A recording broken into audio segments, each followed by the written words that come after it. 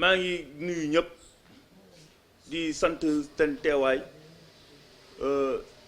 di sant conseillers municipaux ak président de commission yi ma àndal ak conseillers municipaux yi maa leen di sant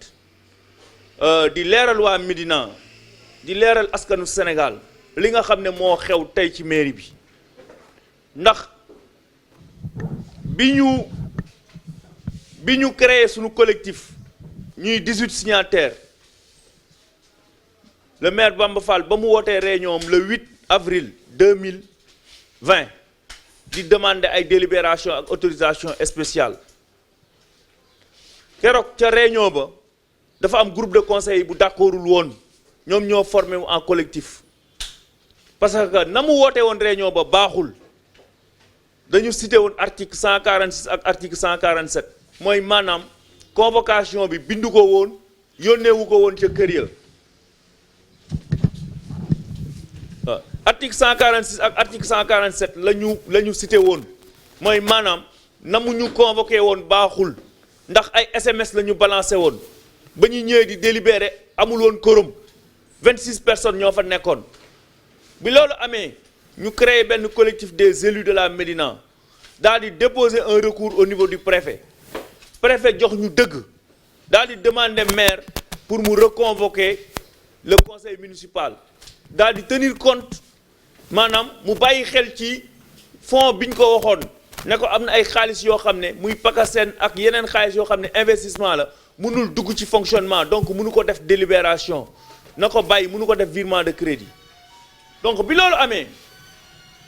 ñu daal di ñëw entre temps ci diggante bi le président de la république daal di génne benn ordonnance bi nag dafa citer article 81 article 81 mooy organiser maire yi seen conseil municipal lan mooy seen rôle ak lan la ñu war a def léegi mu daal di jël dogal ordonnance daal di abroger article 81 daal di ne léegi c'est le bureau municipal pour alléger pour maire yi mën a délibérer rapidement ndax feebar bi dafa jàmp urgence mu am léegi président ne donc nañu jël article 81 mu conseil municipal bi bureau municipal bi moo koy substituer pour ñu def rapidement ay délibération yu concerné Covid 19. bi loolu amee ñun ñuy conseillers yi sax ñoo dem saisir préfet saisir ko moom ne ko na woote bureau municipal pour ñu gaaw a soulager askanu Médina mais tey jii nii la convoqué woon mais ci convocation mu ngi def le bureau municipal élargi au président de commission mooy maanaam président de commission yëpp la woo bi mu leen woowee tey à 11h bureau municipal bi ak président de commission yi ñun bi ñu ñëwee di dugg ci mairie bi yéen journalistes yi yéen a nga fa woon parce que alerté woon nañu presse bi parce que xamoon nañ li mu nar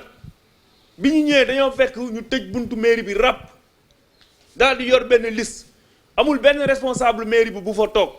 lu dul ay vigile la fa teg yoo xam ne mairie Dakar la leen jëlee ay volontaire lañu ak ay xale mairie bi yoo xam ne ay jege ñaaleem lañu ñooñu la fa teg ne leen bu kenn dugg ci mairie bi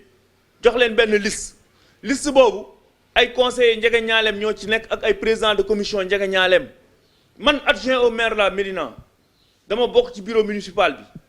mais tey bi ma ñëwee dañ maa teree dugg ci mairie bi yéen journalistes yéen a nga fa woon police mu nga fa woon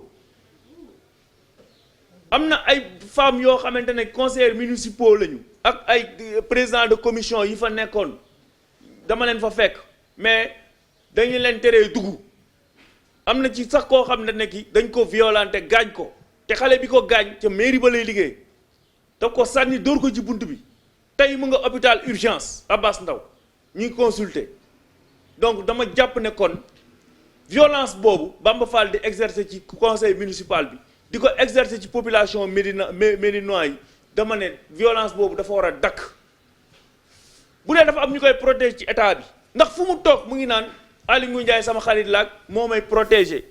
mais ñu ngi interpeller l'état du Sénégal su dee ñoom ñooy protéger Bamba ci ay dérives am ñu wax ñu ko état bi la ñuy interpeller parce que fu mu toog mu ngi ne Boun Abdallah Dionne sama mbokk la waaw Aly Ngouille Ndiaye sama xarit la moo ko permettre muy saaga ay préfet tey nan la préfet di génnee ordonnance dina la préfet di génnee arrêté daal di koy demander mu reconvoquer ko conseil municipal mu dem ci média yi di ko saaga di ko xas di ko yekk lu nekk ci dëkk bu organisé dëkk bu am yoon un maire di saaga un préfet dama ne l'État est interpellé tey bu loolu weesoo ordonnance bi taxoon tey ñuy woote conseil municipal bi ordonnance dafa leer ordonnance dafa ne le maire et ses adjoints loolu mooy bureau municipal keneen bokk ci ku dul le maire et ses adjoints bu dee Médina la 4 personnes la mooy le maire plus ses 3 adjoints donc benn président de commission waroon bokk ci réunion tey bi donc bi mu convoqué nag ay président de commission am na président de commission yu fa dem teew fa parce que duñu ay jega ñaaleem ñu dàq leen comme ay xaj jël ay jega ñaaleem kese dugal ci mairie ba pour def délibération donc may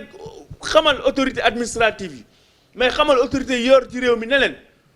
amul benn délibération bu mën a valable amul benn délibération bu mën a jaar yoon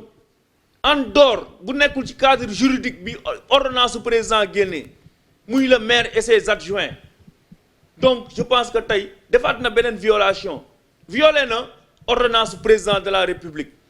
deuxièmement violenté na ay conseillers municipaux tere leen dugg ci mairie bi te jàpp naa ne réunion bureau municipal ak réunion conseil municipal dafa war a public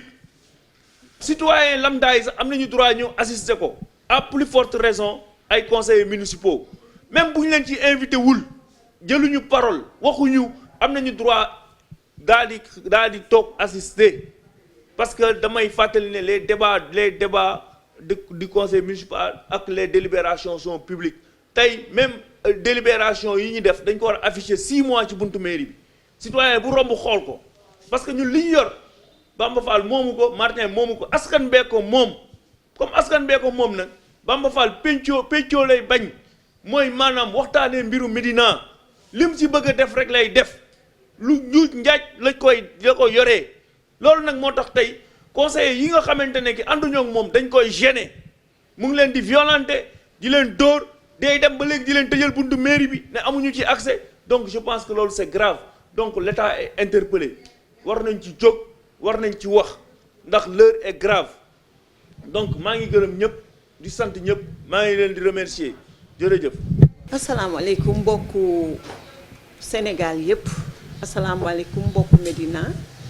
asalaamaaleykum mbokku journaliste yi nga xam ne dañu leen naw te ñu couvrir sunu point de presse bi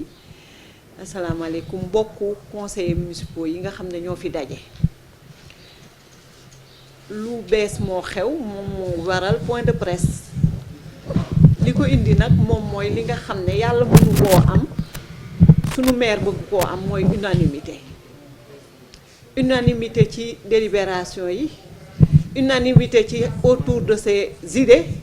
bu émettre idée nag ko ñëpp àndandoo ak moom amul keneen ku am beneen xalaat unanimité ci gestion bi mu yoree mairie bi te ñun ñuy ay borom xel ay population fal ñu niñ ko falee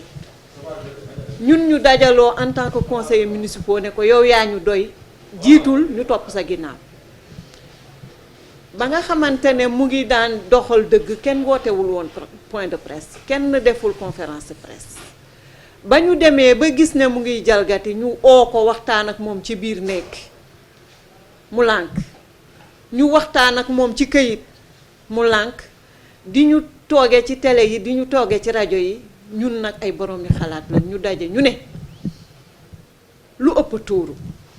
sunu maire lii muy def dafa xaw doy waar te bu ñu ko bàyyee mu continuer ci lii muy def ñun ñi nga xam ne ay conseillers municipaux lañu askan bi fal ñu on sera comptable de lii muy def yëpp te ay dérive rek lay def nañu xool ba ñu commencé suñu mandat ba tey ñun pour ñu am suñu carte conseillers municipaux toog nañu at saa yu ñu tasee ak moom ne ko dañoo bëgg suñu carte yi ndax ñu xam ne ñun ñii ñooy conseillers municipaux yi il a fallu que ñu def bras de fer pour ñu jox ñu ko at ñu naan déet ni waay ñu ne nañu fal ay président commission yi di dox parce que toute commune qui se respecte day doxe ay commission parce que maire rôle am mooy chapeauter liggéeyu commission yooyu nga xam ne ay conseillers municipaux ñoom ñoo ko composé waaye benn commission doxul ba ñu commencé mu fal ay commission dafa ci tànn ñett ñoo xam ne ay affidéem maanaam ñi ko déggal mu daan leen teg leen seen tànk fii xool leen fii ñooñu moom mooy ñetti commission yi nga xam ne moom mooy dox muy commission santé bi nga xam ne nit a ma ko yore nga xam ne saa yu signaloo pour santé kenn benn population benn conseiller municipal du ko ne bul ko def muy commission sociale nga xam ne ko yore nitu boppam la luñ ko commission finance ba ca topp valider commission sociale la koy dénk donc ñetti commission yooyu ñooy dox beneen commission dox tey problème am na parce que ñi nga xam ne am nañu xel te mën a lànk dañoo bañ ne ñun duñ ñu ci dugal ci loo xam ne jaarul yoon ndax Médina ay borom xel a fi ne Sénégal ay borom xel a fi ne moom mu ne nag ñooñu ay way fippu lañu waaw ay way fippu lañu parce que dañoo bëggul lu bon bëgguñu loo xam ne teguwul ci loi la ñu jëkk a réfuté mooy na mu ñuy convoqué ñun en tant que conseillers municipaux vice de forme ay SMS la ñuy convoqué SMS yoo xam ne du am ordre du jour du am dara ñu ne loolu dañ koy bañ parce que dañoo bëgg ñu respecté ñu ndax loi bi dafa ne conseiller municipal boo koy convoqué da nga koy jox kiiwam document am 3 jours à l'avance mu toog ca këram à tête reposée xool li nga koy joxloo ak li nga ko nar a délibéré loo xool loolu naka la mun a demee càmbar ko bu ko càmbaree bu ca d'accordé bu ñëwee voté mais ñun ci escalier yi lañ ñuy joxe suñu ay documents vice de forme deuxième vice de fond bu ñu ñëwee délibération qui vote pour ñëpp yëkkati qui vote contre boo nee je vote contre ay nerveux mi ngi taxaw ci biti di la xaar buñ la saagee ndey fayu wo ñu dab la ci mbedd mi suñu adjoint au maire bi fi jóge mës nañ ko poignarder ki s'abstient kenn rek fi mës a ñemeñ a s'abstient te daf ko faf génnee ca yëf yi muy madame le maire Soxna Ndiaye kon li ma wax ci début bi ne moom unanimité la bëgg te yàlla amul unanimité moom la ñu lànk ne du am biir Médina benn nag commission doxul ba tey problème am mu ne président commission yëpp lay oote te bokkul ci ordonnance bi benn président commission fekkee bureau municipal bii nga xam ne moo ëmb recours bi nga xam ne moom la ñu defoon parce que tegu ko ci yoon mais pour mu oote beneen conseil municipal bis boo xam ne ñaka neex ñoo cay nekk mu ne damay convoquer yeneen président commission yi président commission yaa ngi nii toog ya fi nekkoon ci bi mairie bi di mairie ñu ngi nii toog ci diggante bi la rocc ci ñëpp teg fa ay nitam ñi nekk léegi président commission xamuñu leen te benn commission dox waaw léegi nag tey jii mu ne daf ko élargir ñun ñi nga xam ne ñoo doon président commission yi nga xam ne ñooy yu dëgg yi waxuma foo yi de yu dëgg yi ñu ñëw ne dañuy bokk ñu ne doo leen dugg indi ay nervi teg ko fa ñu ñuy saaga di ñu ba violenté benn conseillère municipal ba ñu yóbbu ko hôpital est-ce que loolu normal na li am nag ba am mooy Médina dof dëkku fi Médina al toppe dëkku fi conseil municipal bi ñu nekkee bu fekkente ne dafa am ay al toppe na xam ne ay borom xel a ngi fi na am xam ne ñeneen ñi nit ñoo xam ne ñoo ko mag ëpp ko jàng ëpp ko expérience politique gën koo xam administration ñoo fi nekk te du ñu nangu dérive am yooyu ñu koy def troisième dérive mairie bi de Fall la sant mairie bi Fall la sant li tax ñu wax ko mooy nañ commencé ca gardien ba neveu la commission finance bi nga xam ne ay conseillers municipaux ñoo ko war a yore léegi jarbaatamam mooy def transaction financière yi waa kooku bu ko nee génneel ma day du ko jox moo tax nag ba mu nee daf ñuy signéloo daf ñuy voteloo 312 millions pour ñu jox ko nag mu jéem koo def ci dépenses diverses ñun ñi am xel ñu lànk ne duñ ko def parce que ñun nag soxorowuñu waa Médina bu doon 312 millions yi dafa ne ci Covid bi lañ koy def dañuy applaudir des deux mains kontaan ci ne ko na ko jox nit ñi ndax bëgguñu Médina feebar bi dugg fi mais mu fii law parce que moom ci boppam moo gën a gaaw nag moo gën a gaaw ci taxaw ci rajo yeeg télé yi ne maa génne ci sama poos na génne ci poosu mairie bi mais na ko teg ci yoon ñun li ñu bañ moom mooy ñu def loo xam ne loi nangu ko droit nangu ko parce que nul n'est au-dessus des lois loolu moom moo indi problème yi ñu xam ne waa Médina xam ne c'est am nañu ay conseillers yoo xam ne dañu leen di bañal kuy pasaree seen alal dañu leen di bañal koo xam ne day jël ay loi teg ko fële di doxale xelu boppam dañu leen di bañal koo xam ne moom mooy nourrir violence ci biir mairie bi Médina gi yépp ñi nga xam ne ñoom ñoo am ay contrat yoo xam ne contrat yu baax yi ñëpp Fall la ñu sant ku ci santul Fall mbokkam nga wala xaritam nga ñi nga xam ne nag moom lay dugal ci marché bi solo leen ay gilet ñuy dóore ñi nga xam ne ñoom la tudde ne sama ay bandi la yoo xam ne maa leen reconvertir ay nervi maa leen jële ca ruq ba école Médine maa leen jëlee école Médine ñu doon ay bandi ma indi leen def leen ay pavékat yooyu ñooy dóore ñun duñu nangu ku ñu dóor duñu nangu ku ñu violenté on n'est pas du camp de la violence loolu rek moom moo indi point de presse bi ñuy gërëm ñëpp di sant ñëpp di vraiment pour que nul n'en ignore ñu xam ne nag ñu ngi am maire boo xam ne il se prend pour un hors la loi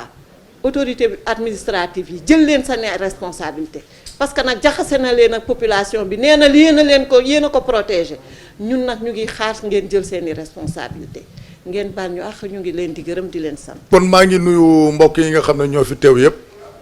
surtout suñu mbokk yi journalistes yi parce que ñun ñooy suñu porte-parole ñoom ñi nga xam ne nous sommes des sans voix di xam ne rek tey jii li nga xamante ne moo xew ci mairie Médina nekk na loo xamante c'est regrettable ndax wax dëgg yàlla bëggee woon nañ ko nen mais nu dul nii parce que ñun jàpp nañ ne askan wi ñoo ñu fi teg ñoo ñu tànn teg ñu fi mais ba ñu askan wi tànn nag pour ñu teg ñu fi mooy dañu war a liggéeyal askan wi kon ñun du ñu jël dara loo xamante ni li maanaam mën na lor askan wi di ko indi léegi nag kon bu fekkoon ne am nañu maire boo xamante ni bi aussi dañu bokk les mêmes démarches kon y aurait pas de problème parce que tuuti rek ci ab fàttali rek su ngeen xoolee tey li nga xam ne moom moo waral lii amoon nañu benn virement de crédit boo xamante moom la ñu fi convoqué woon ba ñu convoqué si virement de crédit bi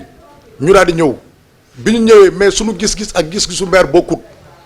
ba ñu jéemee waxtaan ak moom nangul waxtaan ak ñu def recours ci autorité administrative bi ba ñu defee recours bi autorité administrative bi xool xam ne li ñu nekk dëgg la mu daal di ñu jox raison ci loolu ci la ñu ñëwee toog di xaar yàlla def ordonnance président de la république génn bi ordonnance président de la république génnee la mu wax aussi leer na nañ la mu wax mooy ne léegi comme urgence dafa am te ci affaire feebar bi la te ñun ñëpp ñu d'accord nañ ci affaire feebar bi la waa Médina aussi war nañ ci jariñoo comme nit ñëpp di jariñoo ci nu mu gën a gaawee ñu d'accord ci li nga xam ne moom la président wax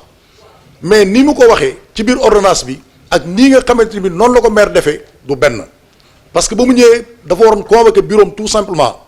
mais ba mu ñëwee nag def ci biir convocation bi daan ne convoqué na bureau bi ak président commission yi loolu moo waraloon ñun suñu teewaay ndax su fekkee ne ordonnance bi rek la appliqué ñun duñ fa teew ndax amuñu foon du ñuy def mais nag ba mu ko élargir ci président commission yi te ñun ñu ay président commission waa Médina tànnanu pour ñu toogal leen fa kon dañu war a dem mais bi ñu demee il s'est trouvé que ne booy yi nga xam ne xale yi nga xam ne dañu liggéey ci mairie bi ba wax nañ ñu saaga nañ ñu traité nañ ñu tous les noms d'oiseaux am na ñoo xamante ne bii gaañ nañ leen ci en l'occurrence benn conseiller ba mu nga hôpital moment bi ñuy waxee ak yéen mu ngi hôpital di faju loolu nag jàpp nañ ne loolu du rôle maire parce que maire bañ ko waxee mooy koo xam ne dafa war a uuf ñëpp mais koo xamante ni day wut ay xàjj ak seen loolu ñun xamuñu maire boobu en tout cas di xamalaat waa Médina ne leen ñun lii nga xam ne moom la ñu def defuñu ko pour lu leen sonal mais dañ ko def pour respecter li nga xam ne moom lañ ñu fa tege mooy maanaam leeral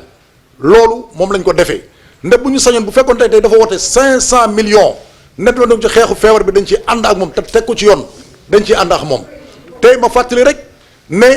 lii nga xam ne moom la wax nii tey bu njëkk la mu defoon mooy 120 millions yi moom la jëloon wote ko pour feebar bi li ci des mu ne nañ ko defal divers ñu ne ko nag divers boobu amul parce que xeexu feebar bi rek moom moo am kon jàpp nañ ne président de la république ordonnance bi mu génn tey daf ñu jox dëgg parce que dëgg gi mu jox mooy ordonnance bi aussi dafa leer parce que dafa wax ne nañu délibérer tout simplement ci feebar bi rek loolu la wax nañu délibérer tout simplement ci feebar bi même bureau municipal bi tey suñu daje woon tey dugalaat ci beneen délibération ñun daañu defar recours auprès de l'autorité administrative donc loolu nekkoon loo xam ne dañ ko war a leeral pour fàttaliwaat daal suñu mbokki Médina yi wax leen ne leen nun defuñu ko pour lu leen sonal defuñu ko pour dara mais su fekkee ne ñun waxuñ ci lu mel nii ëllëg si biir daañu ne comptable par rapport ak li nga xam ne moom la def ci mairie bi te ñun bu boobaa nag bëgguñu loolu parce que ba ñu demee ci nit ñi topp ci këroo kër ku nekk ñu wol te wax ak yow vraiment bu ñu sañoon ëllëg bu ñu présenté suñu bilan mu nekk benn bilan boo xamante ni bii bilan bu leer lay doon bilan ba ñu def nañu la ñu xam ne moom la ñu tege woon ci mairie bi comme maire nag bëggul loolu moo indi li nga xam ne ñoo fi am comme ni ñu ko waxee nag mais autorité administrative bi aussi ñoo ngi koy interpellé parce que mënuñu aussi am benn maire boo xam ne su ko neexee toog ci télévision yi rajo yi ñëw saaga l'autorité administrative saaga ku ko neex ëllëg si biir mu toog mel ni dëkk bi dafa amul yoon mais su fekkoon tey amul woon yoon tey mais fukki conseil lañu ak juróom-ñett te ku nekk am nga sa njaboot suñu jëloon njaboot googu tey indi leen ci biir mairie bi mais il peut y avoir mort d'homme nit mënoon na fi dee tey mais nous sommes des légalistes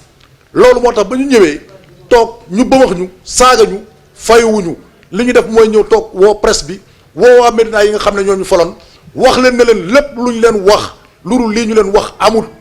ñun bëgg ñu sonal waa Médina parce que waa Médina suñu yaay fi nekk suñuy papa suñuy jarbaat suñuy doom te ñoonu faloon dañoo ñëwoon seen kër wax leen ñu fal ñu mais nag liñ ci jublu mooy mu am transparence liñ fee teg nañ ko teg ci yoon bëgguñu jël xaalisu Médina bi muy dem ci ay poche loolu dootuñu ci d'accord te désormais loolu pare nañ ci fukk conseil ak juróom-ñett yi daje yépp pare nañ ci loolu dootu fi amati maa ngi leen di gërëm maa ngi leen di sant wasalaam